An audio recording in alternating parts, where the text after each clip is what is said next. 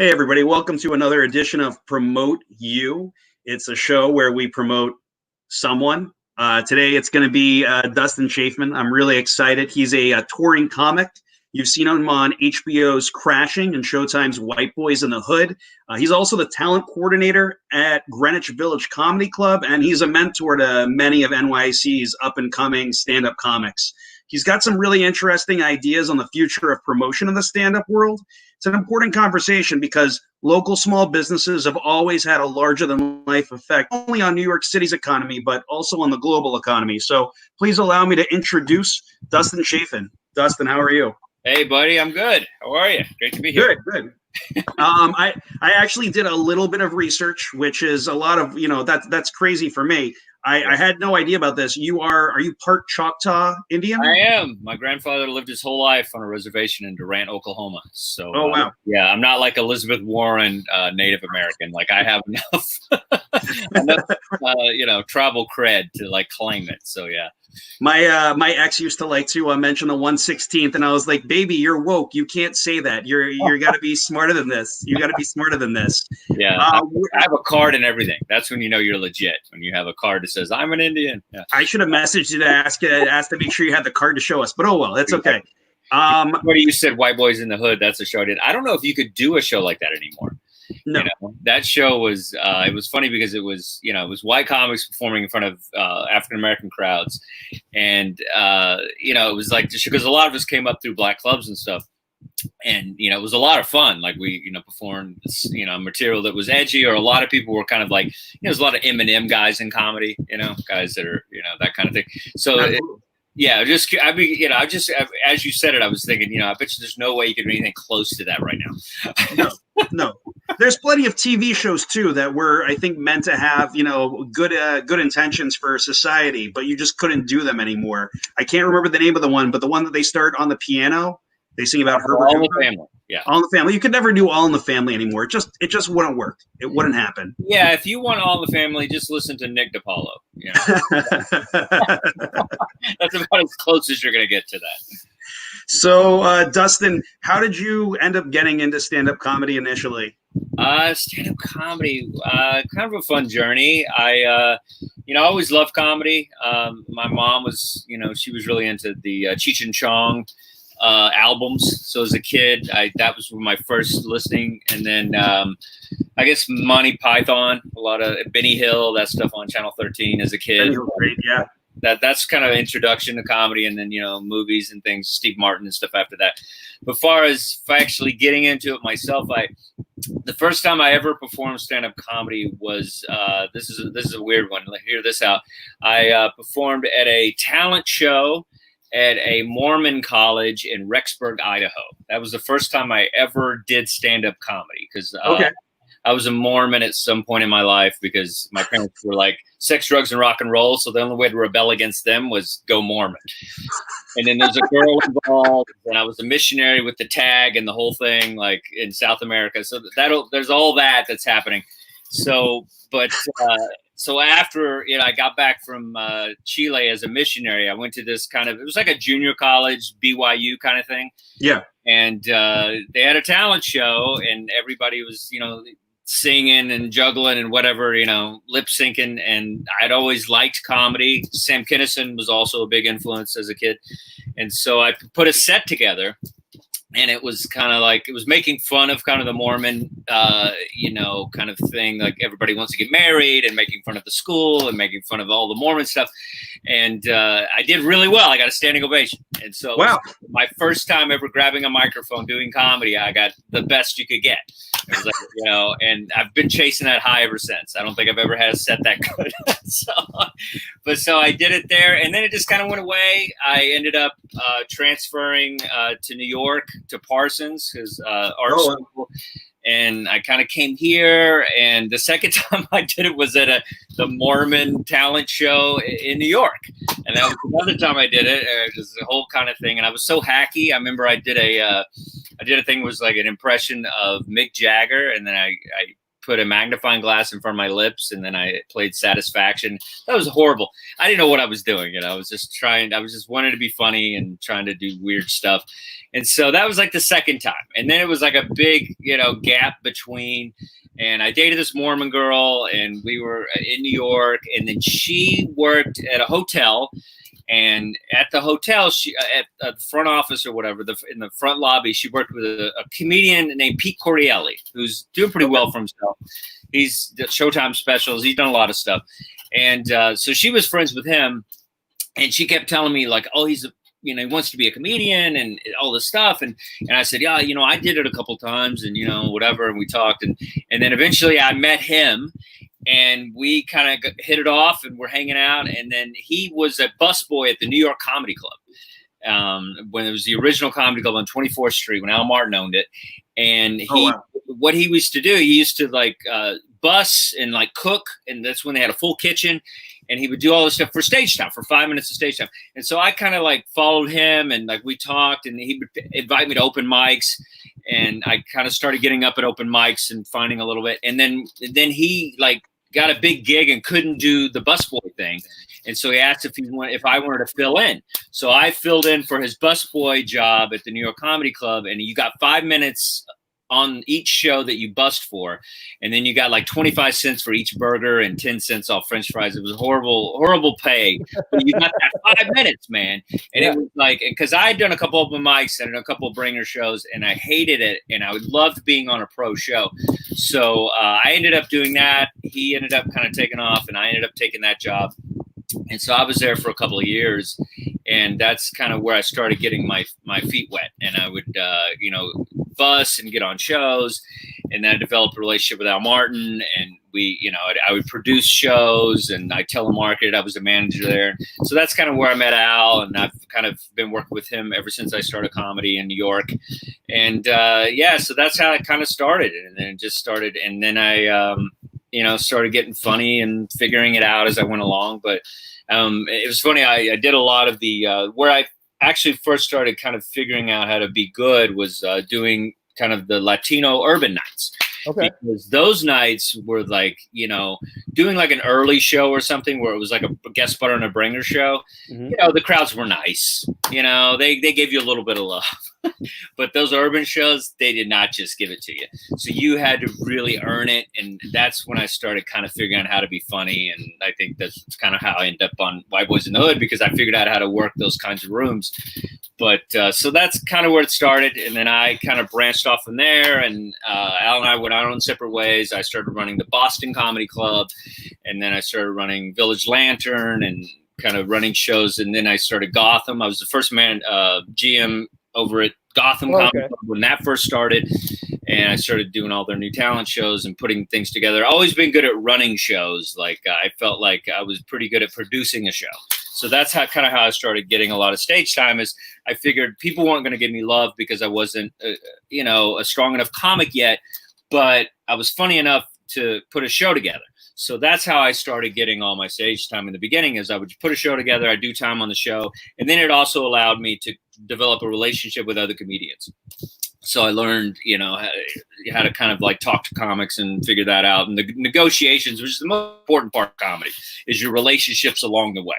If I was going to say anything about promoting comedy, it's like learn how to talk to people, learn how to have a beer with somebody, I've had from several different comics that have come on the show the idea of relationships. And I think that this is incredibly important in all stages of business. I want to come back to it when we get into promotions. I just want to point, the relationships thing out. When did you start on the Greenwich Village Comedy Club experiment? When did you move over to that?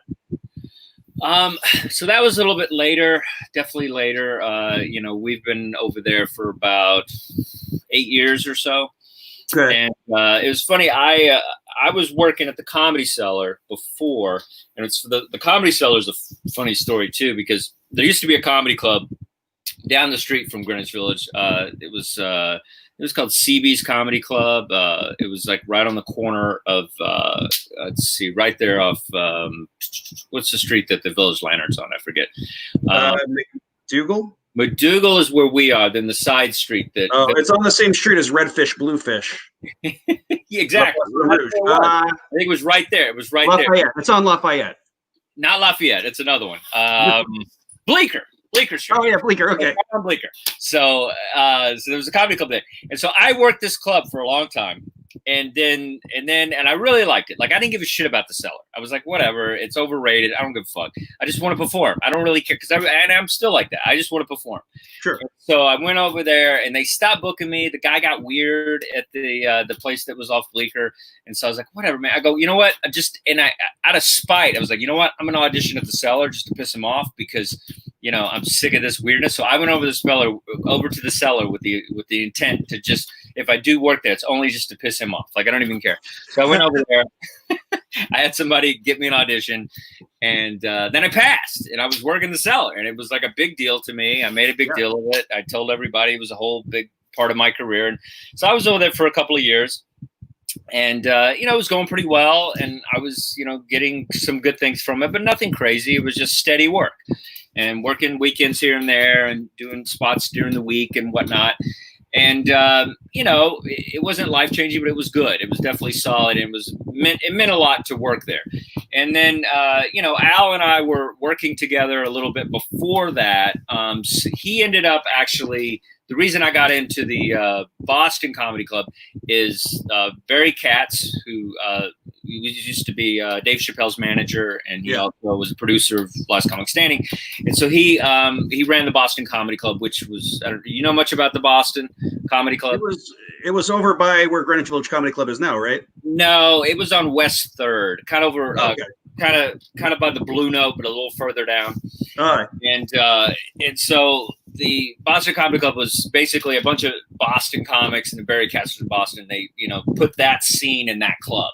So anyway, so he went out to LA and all that stuff, and running, Jay Moore's career, a bunch of, comics out there in LA. And we had this club. So we needed to, so he asked Al to take over. And Al and I, had kind of been split for a while, and then he had me take over Boston and all that stuff. So we had a relationship. And then when that ended, I ended up running shows over at the Broadway Comedy Club. Yeah. And I was doing midnight shows Friday and Saturday. So we were having a relationship producing, and he knew I knew the Village really well, because I did the Lantern, I did the Boston and all that stuff. And so so there was this little bar that was on McDougal. It was called 99 Below. And it was like this rowdy bar that ended up kind of going under, this little basement place. And it was for rent for years. Like, nobody ever touched it. And they always had a lot of problems with like sound complaints with the neighbors and everything. And so, I'd always gone by going, man, that'd be a good comedy club. I'd always see it and be like, if I only had money, whatever.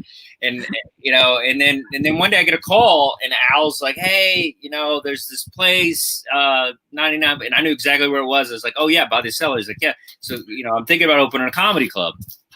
And what do you think? And I was like, well, I've always thought, that would be great to have a club there, because it's the walk-in traffic in the Village is always just like Times Square. It's amazing. Like, people go to two places when they come to New York. They go to Times Square and they go to the Village.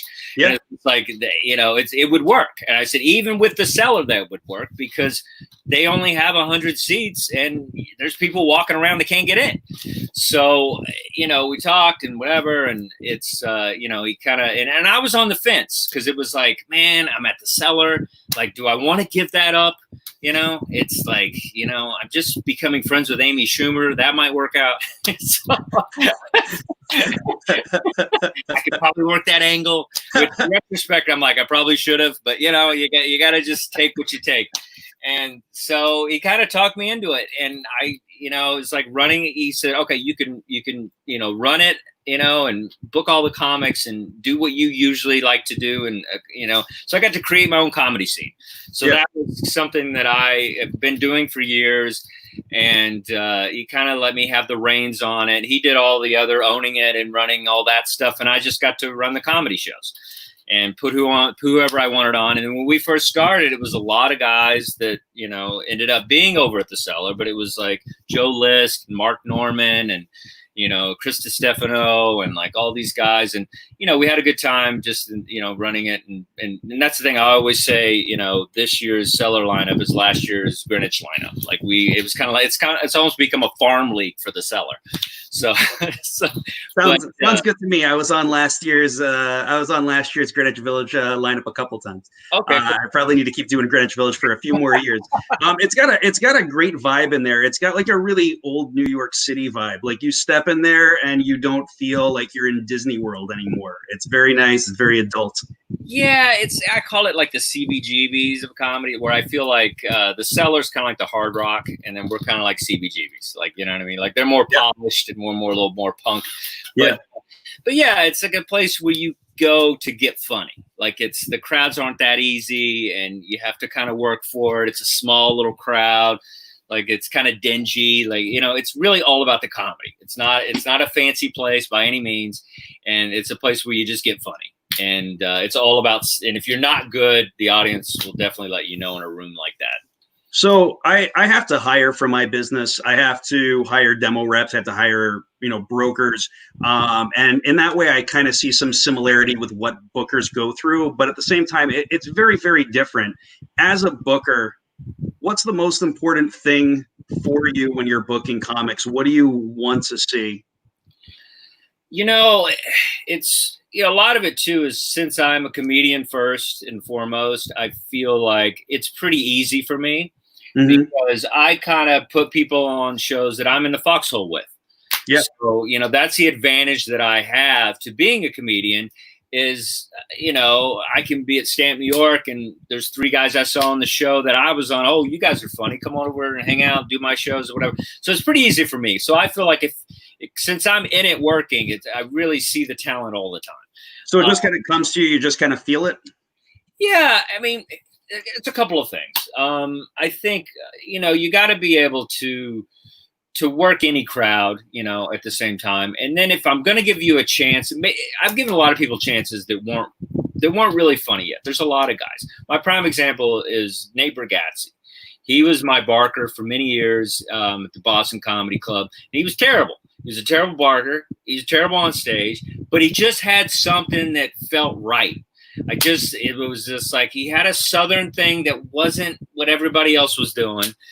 And I was Southern, so we became buddies, and I saw it in him. And, and so if I see that thing that I feel is just different, and that's the thing too, is like, you could be the funniest guy in the world. If you're up there doing something that feels familiar, I don't give a shit. But if you're up there and you're bombing, but it's something I've never seen before, then you're going to have a higher advantage. I'm not saying don't just come at me because you're an original guy that bombs all the time, please. I bomb and I'm original. I don't need it. You have to be interesting. You know what I mean? Like, have something interesting. Like Jay Jordan is, he's African American. He's gay. Like, it's like he's ripped. Like he has all these things that are just interesting. And sure enough, I put him on, and he's skyrocketing. And so it's like, just be interesting, I guess. It's like I've seen him crush open mics. Huh? I've seen him crush at open mics. Oh yeah. And he's so freaking charismatic. Like he's just so likable, and likable is important too. Like you gotta, and just and know where you're at. You know what I mean? Because not everybody, it's like there's nothing worse when I give somebody a shot, and and they think they're funnier than they are, and they think they crushed, and when they didn't. And people use that word "crush" way too loosely. Like unless they're standing on their feet clapping, it's like. You haven't crushed. A standing ovation is a crush. Calm it down, buddy. You did okay. You got 2 applause breaks. Take it down a notch, So be humble, be funny, and be interesting. How about that? Those are all great things. So how did you begin touring? When did that start happening for you? Well, I've toured on my own for a while. I did a lot of USO tours. Those are a lot of fun. I did those were probably about, I guess, almost 8-10 years in. I started doing some of those, and I've toured on my own a lot.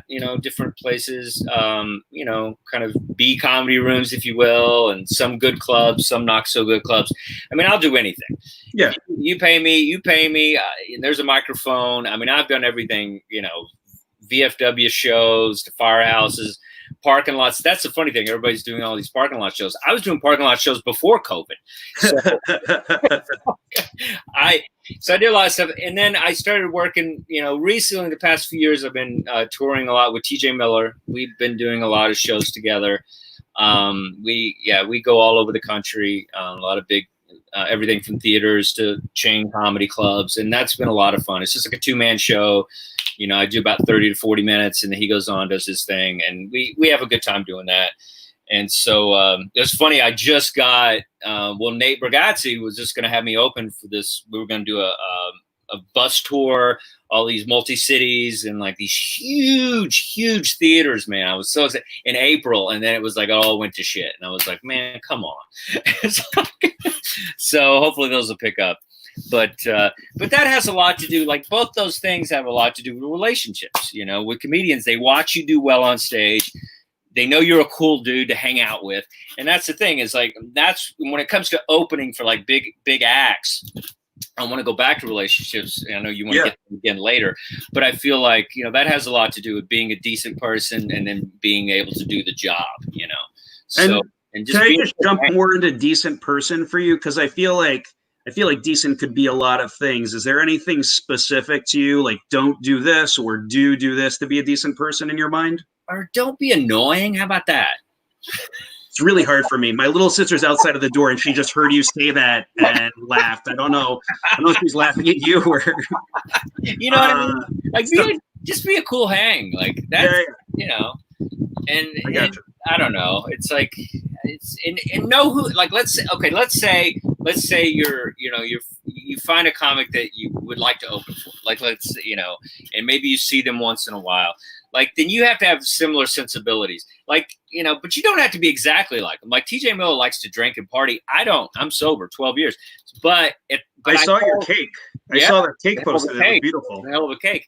But so I don't relate to him on that level. Yeah. But I know that he likes art. I know that he likes, certain kinds of TV and I know he likes old school comedy like Marx Brothers and things like that. So we developed a relationship on that stuff. And so it's like people just, just find out, I don't know, figure out how to talk to somebody. Like find out what their interests are and kind of zero in. And a lot of times, a lot of big comedians don't want to talk about comedy. They want to talk about something that maybe their other passion is. Like if you know somebody's passion, something cars or whatever, like try that route. Okay, that's great. It's like eating, it's like, you got to figure out how to do it. Going back to the early touring game, how did you get that going? Were you reaching out to clubs yourself? Were people hearing about you and reaching out to you? A little how bit. How do you promote yourself in that way? You kind of, well, first of all, you got to get funny. You gotta get funny and be able to be funny for long periods of time. At least 45 minutes for to actually headline, and that is not easy. People feel like they can do that. If you think you have 30 minutes, you probably have 10. If you think you have 45, you probably got 20. And that's really how this whole thing works. And so it takes a long time to get ready to headline, and it's self-promotion too. Once you feel like, and you got to capture that moment. I can't express enough. Like I always, when I coach comics and stuff, I always say, you need 3 types of videos. You need your late night video, something that's crystal clean, that's 4 to 5 minutes that you could send out to Colbert tomorrow. And then you need something that's 8 to 10 minutes. And that clip is something that's kind of festival ready. It's an 8 to 10 minute biographical set. It's something like if somebody were to see it in Montreal, they could say, oh, that's a sitcom. It needs to be material that basically they could write a TV show around. And then the other one's 25 to 30. And that's your road money. That's just kind of your road work. So I always had a good clip, always had a good video of myself. And any TV I've gotten, any road work I've gotten, I've always had a good video ready to go. When somebody's like, hey, if I've reached out to somebody, which I would do a lot of times, and then a lot of times I'd go through comedians. I would say, hey, man, I saw that you worked the Funny Bone in Connecticut. I would love to play that club. Here's my video. Can you hook me up? Da-da-da. And a lot of times comics who respect you will do that. So a lot of it has been through comics over the years. Yeah. So more of the relationship stuff that you mentioned earlier. Yeah. Just keeping that going. So to jump a little bit deeper into promotions, and we can always come back to this later, but from the time you started to now, how has marketing and promotion and stand-up changed? What's different? We used to send postcards, bro.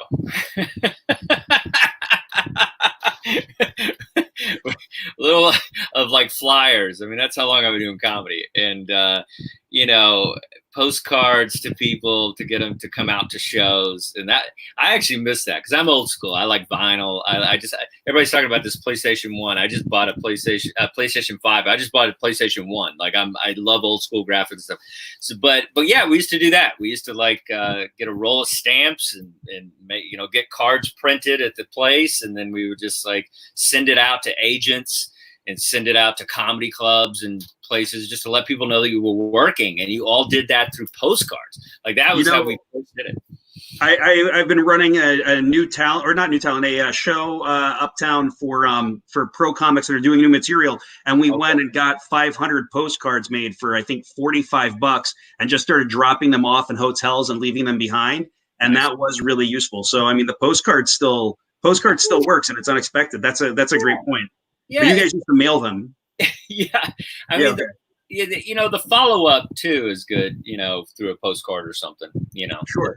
Put something, like a thank you, and if a place books you, I always try to maybe send something and be like thanks and that kind of thing. But so that was like the early stuff, and then far as like the early online stuff, just watching websites become popular, and then I remember this little thing called MySpace, which is I remember that just being the most amazing thing that it was ever invented. It was like, oh my God, and it was all about Dan Cook. We were all like, that Dan Cook got all these people. So it was just all Dan Cook and MySpace. That was it. That was when it came to marketing. Those are the two things that you brought up. And so watching that. So that was the beginning. Watching that happen in MySpace. I remember one time I was in Vegas and I was working. I used to drink a lot, and I had a laptop, and this is when MySpace was popular. And I remember it was like dial up, so I took the phone cord from the hotel phone and I put it into my computer, and then I was just MySpacing for like 4 days, and then as I was leaving, the hotel was like, yeah, you owe us like $600, bro. And I'm like, what are you talking about? He's like, yeah, you plugged into the phone, like we're charging you for every minute that you charge. So I didn't have the money, like it was a whole freaking thing. And then the booker, like they all hated me for it. I never worked that freaking place again. But it got closed down, thank God. Riviera. There you go again, relationships. Yeah, I've had some bad ones too, let me tell you. I've burned a lot of bridges. But so that was the beginning of the online, kind of like, that what was great about that is like that was the first time that, we were promoting our shows, our flyers or whatever, through MySpace. And so that was the beginning of that. You had a show, you put it on MySpace, and then, watching that whole thing start to evolve was really interesting, and that was definitely where it's headed and where it is now, from that. And so that was the beginning. And then, just realizing the power of a website and the power of, and then after that, Twitter came out, and then all the other stuff, and, Facebook and everything. Yeah. And just, which of those do you use? Like, which ones are you aggressively on? I'm not good at any of them. I wish I was. I really feel I'm almost good at them. And then it just, but I like Instagram, but that's okay. But I don't have a lot of pictures of my ass, so my followers, I can't. I'm going to be honest with you. I feel like I'm not good at it. I asked this comic Emily Hagen to come on sometime and do this show. Today I was talking to her and she goes, Steven, what am I going to tell people? The only reason I have followers is because I keep posting my ass. So that's not gonna make 45 minutes of interesting conversation.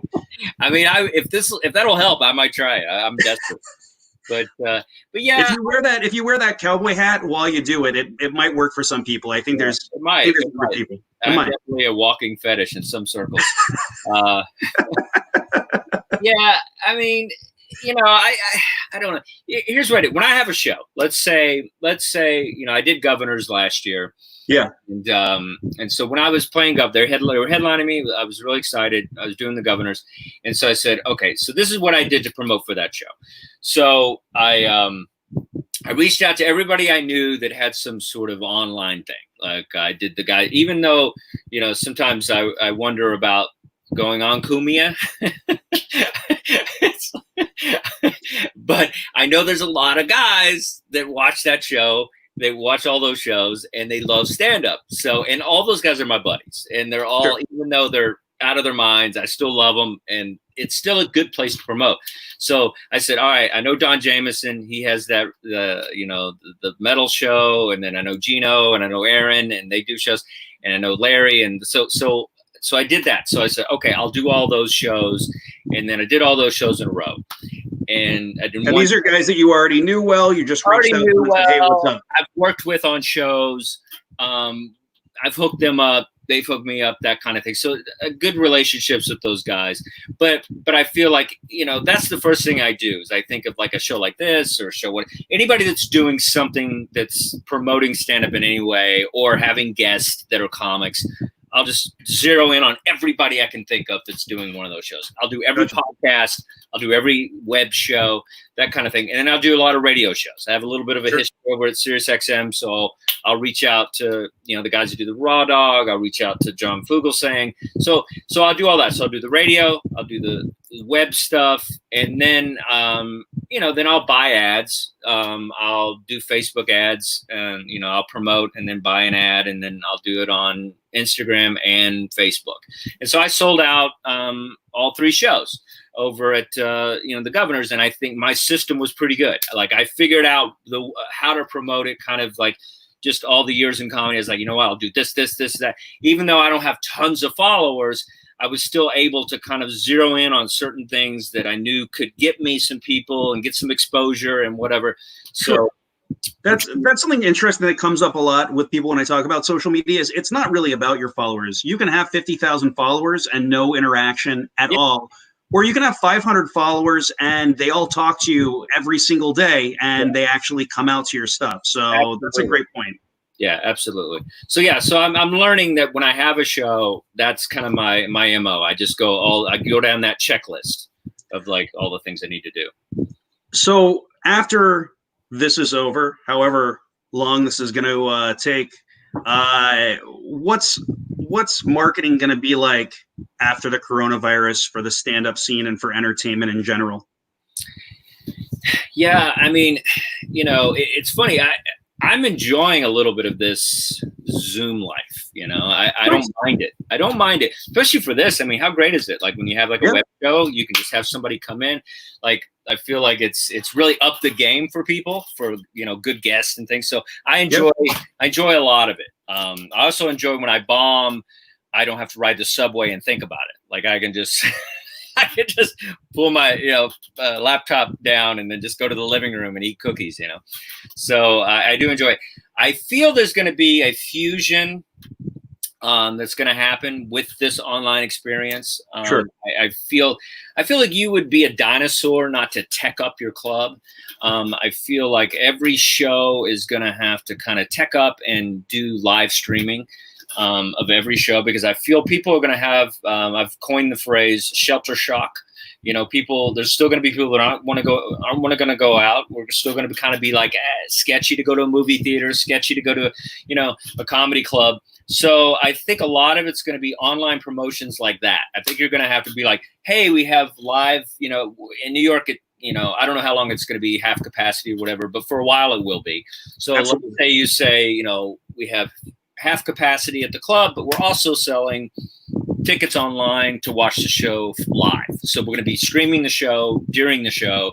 So you get, you can come live 50%. And then if you don't want to come out, then you can just buy tickets. And so I feel like everybody has to do that. If you don't do that, I think you're going to miss an opportunity. Absolutely. So, Are you looking at any specific streaming platforms? Are you looking at Twitch? Are you looking at YouTube? I'm looking, to reach out to people that know that genre and know how to do it. I'm definitely, I want to get, a kid that. I'll send you a couple of websites. There are a couple of programs where you can actually just stream to every single service that you're connected to. Yeah. And for a business like yours, it makes for me, it doesn't make any sense. But for a business like yours, the cost is nominal. Have you considered putting a projection behind the stand-up wall so you could have one comic who, maybe you have an LA comic that really wants to come and do, be in front of your audience, but they're not coming out from LA. You can put them up. That's weird and fun. I like that. It's very Total Recall or something. I dig it. Yeah, I like that. I'd be into that, it just depends on how much that costs and how much that actually works. And, it's like, good point. It just depends. And how much is it worth to put, investment in something like that. But ultimately, I think the streaming thing is really what I'm thinking about. Because I feel like, if the audience is there to see a person, they should see a person. I don't think they need to sit there and watch a video. But if people are choosing to stay home, then they can, log in and see the actual show with people. And that's the thing. It'll have a better thing. The Zoom thing is weird because we're all kind of in these little squares and stuff. But if you're watching a show from the point of view of an audience, it'll feel, it'll feel like you're almost there. Absolutely. There were a couple of shows in the city that were already doing that. There's a place called Little Room in Brooklyn. And it really is a tiny room. You can only fit 8 people in, but they'd have 40, 50 people watching from Instagram Live. So, that's you're bringing it up. And, Brooklyn is ahead of the game probably on things like that. And a lot of the alternative scene is probably on, some of the clubs have a tendency to not, jump onto this stuff. Gotham was doing the VR shows, they were doing that pretty heavy, for the actual, with the VR headsets and all that stuff. So yeah, I think you really have to kind of tap into that, or you're going to miss out, because I think a lot of clubs might go under if they don't tap into that type of stuff. Absolutely. Are you concerned? I feel like, Greenwich Village Comedy Club is the perfect size to not have to worry about this, but are you concerned for some of the larger clubs where the rents are insane that they're going to be running into problems, or do you feel like everyone's going to figure it out? Most of the clubs will stay open? Yeah, it's definitely a worry. Greenwich is, it's small, so you don't have a lot of space, so that might be a problem. I think the bigger clubs might be better off. Like the money's you're gonna have to bump up the tickets, or I don't know. You're gonna have to figure out how to make extra money. Like I said, I think the streaming will help, but I think I don't know. It might. I think a few clubs might go under.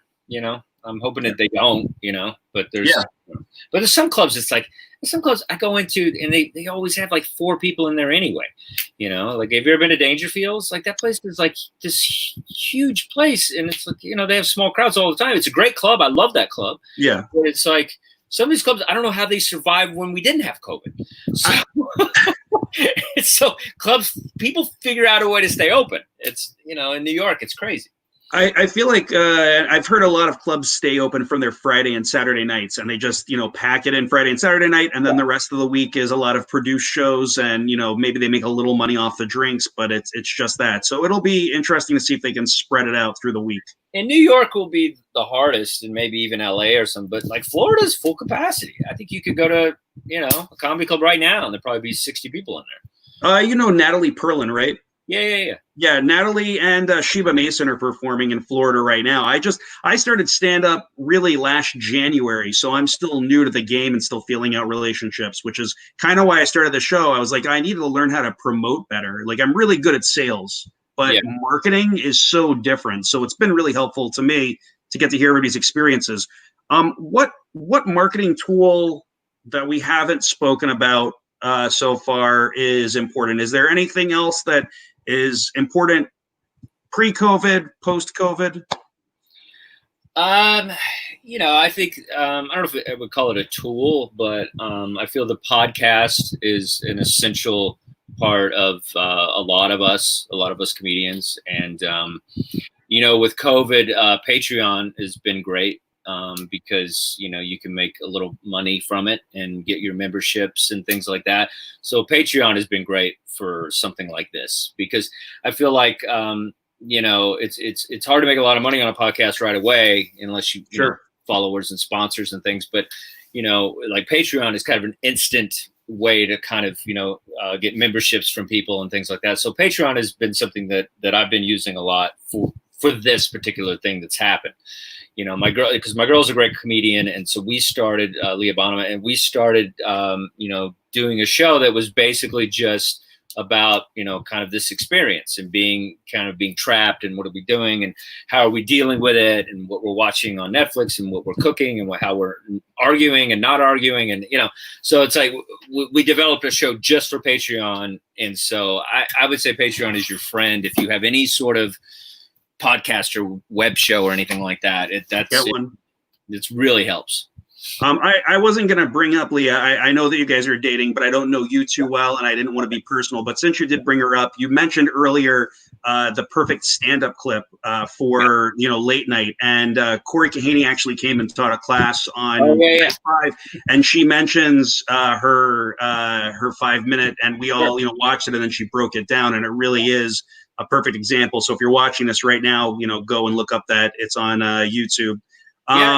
Leah's great. She definitely, and she paid her dues and figured out how to, and she barked. I met her because she was Barker in front of, the Boston Comic Club turned into Comedy Village, and that's where I met her. And she barked and made shows and busted her ass, and she worked really hard on that set. So that was great. Yeah, so amazing to watch that. She did great. Last question on marketing is, who are some comics that you admire for their marketing and their branding? Let's see. I think Robert Kelly is really good at his branding. He's a guy that, he was early on, with that stuff. And I love all those guys. They got in on it early, man. And they just figured out a way. And there's even guys I don't, roll with as much anymore, but I respect Luis Gomez. I think as much as a shit talker as he is, he's brilliant at, finding a way to get that fan base, and they're just, it's like guys like that really have figured out, kind of who likes them, and then aggressively going after those people, whether, somebody like Lewis did a festival and his create a network for it. And so all guys like that just, really inspire me to kind of do my version of something like that. So that's and I'm looking to do something like that soon. I want to do kind of my own network and whatnot of kind of different artists and things. And, something like Kumia, but a little less political, just a little more on, kind of down the middle a little bit. But yeah, just and then Dane Cook, that's in the early days of Dane Cook, it still resonates, how the meet and greet is very important. I mean, watching, working with TJ Miller has been a lot of fun, and watching him kind of interact with audiences and after the shows. So after the shows, are very, very important time to get your fans. And it's just you could kill but if you take off, unless you have another spot, you should always stand out there and, give somebody a card and talk to them and get to know them. And that's how you develop a fan base. And TJ Miller has really taught me a lot how to do more of that, and watching him kind of interact with fans and, and get to know them and take pictures and give them cards and that kind of thing. So there's tons of guys that have shown a lot, but those are, ones specifically, I guess. TJ Miller is kind of a magical person. I actually met him in Chicago and got to do an improv jam with him. And I remember walking away being like, this guy's going to be famous. And then a few weeks later, he was on Cloverfield. He'd already filmed the movie. I didn't know. But for someone who's anxious about meeting strangers in public, do you have any suggestions for after the show, you're hanging out, waiting around for people to come up and talk to you?